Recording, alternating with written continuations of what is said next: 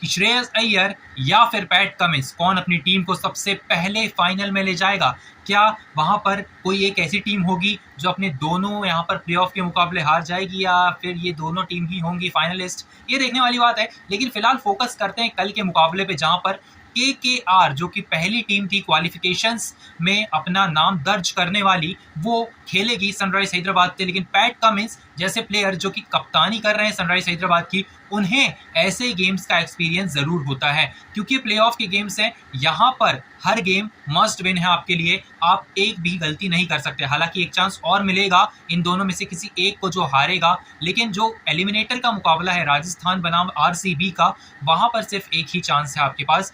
हर chance knockout है वहां पर, लेकिन ये थोड़ा सा सेफ कि आप पहली दूसरी पोजीशन सिक्योर कर लीजिए और फिर खेलिए सीधा प्लेऑफ से सीधा फाइनल। अगर बात करें इस मुकाबले की, तो अहमदाबाद की जो पिच है वो आपको देखने को मिल सकती है काली मिट्टी की। जब तक गुजरात टाइटंस के मुकाबले थे, पिच में बहुत सारे रन्स थे। काली मिट्टी की पिच हमेशा अमूमन होती है, वर्ल्ड कप में भी थी, लेकिन T20 में आईपीएल जब से चालू हुआ है तब से काली मिट्टी की पिच नहीं दिखाई दी है। लेकिन मैं चाहूंगा कि अब इतने मुकाबले हो ही गए हैं, इतने रन्स बन ही रहे हैं, तो थोड़ा सा बस कॉम्पिटिटिव कीजिए, ज्यादा मत कीजिए। अगर ज्यादा काली मिट्टी की पिच कर लेंगे तो 160 डिफेंड करना भी मुश्किल हो जाएगा, क्योंकि अहमदाबाद की पिच इसलिए मानी जाती है। ड्रेनेज सिस्टम बहुत खराब है अहमदाबाद का, तो बारिश जो है नहीं होनी चाहिए। सबसे बेकार, मतलब जो गुजरात टाइटंस का मुकाबला था वो वॉश आउट इसलिए हुआ था क्योंकि जो पानी था इतना भर गया था स्टेडियम में कि वो पानी निकाल ही नहीं पाए वहां पर ग्राउंड्समैन। तो उनकी भी कोई गलती नहीं है। बीसीसीआई को थोड़ा सा इन्वेस्ट करना चाहिए इंडिया के स्टेडियम्स में, ताकि जो ड्रेनेज सिस्टम है वो बेंगलुरु के चिन्नास्वामी स्टेडियम में जो हमने देखा था,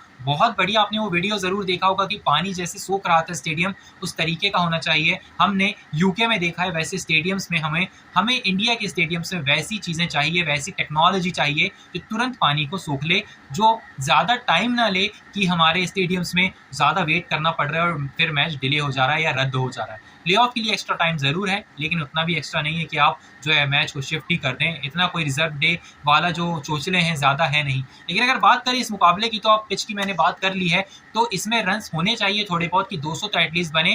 कंपटीशन दोनों तरीके से बल्लेबाजी का ही है। गेंदबाजी में मेरे हिसाब से पड़ला अगर किसी का भारी है तो है सनराइज हैदराबाद, क्योंकि भुवनेश्वर कुमार, टी नटराजन और पैट कमिंस वहां पर आपको दिखाई देंगे। केकेआर में सिर्फ मिचेल स्टार्क हैं जो एक्सपीरियंस रखते हैं यहाँ पर प्लेऑफ्स का, और सुनील नारायण। हर्षित राणा की मैं बात करूं तो हर्षित राणा और वरुण चक्रवर्ती उतना मुझे एक्सपीरियंस दिखाई नहीं देते।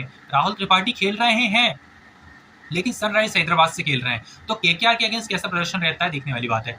प्लेऑफ में और फाइनल्स में केकेआर को जिताने वाला एक और जो खिलाड़ी वो राहुल त्रिपाठी था, लेकिन रिलीज हो गया।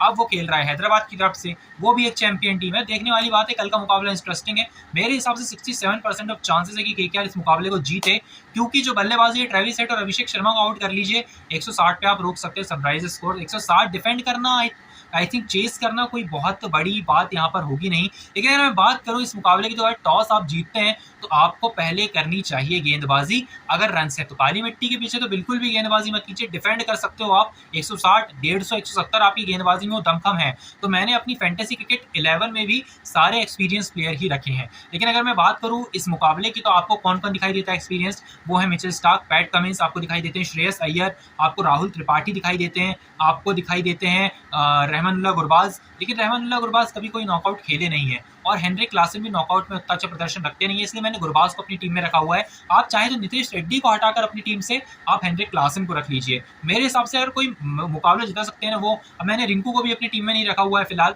अभिषेक शर्मा और ट्रेविस हेड को मैं मिस नहीं कर सकता। लेकिन अगर मैं बात करूँ राहुल त्रिपाठी की, तो उन्हें रखना बहुत जरूरी है, नॉकआउट का प्लेयर है भाई।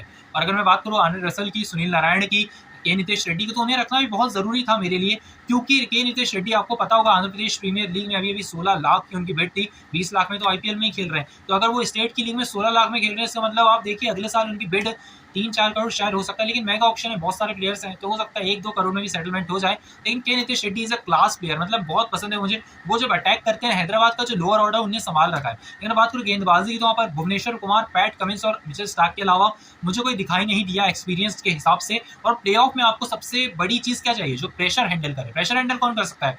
इंडियंस, ऑजीज, और अगर मैं बात करूँ श्रेयस अय्यर की, तो रखा ही मैंने इसलिए क्योंकि वो ना सेमीफाइनल में वर्ल्ड कप के बहुत अच्छा प्रदर्शन किया था, उन्होंने बहुत पसंद आए थे मुझे सेंचुरी जो उन्होंने विराट और जो श्रेयस का जो बहुत कॉम्बो था ना, वो बहुत अच्छा था सेमीफाइनल में।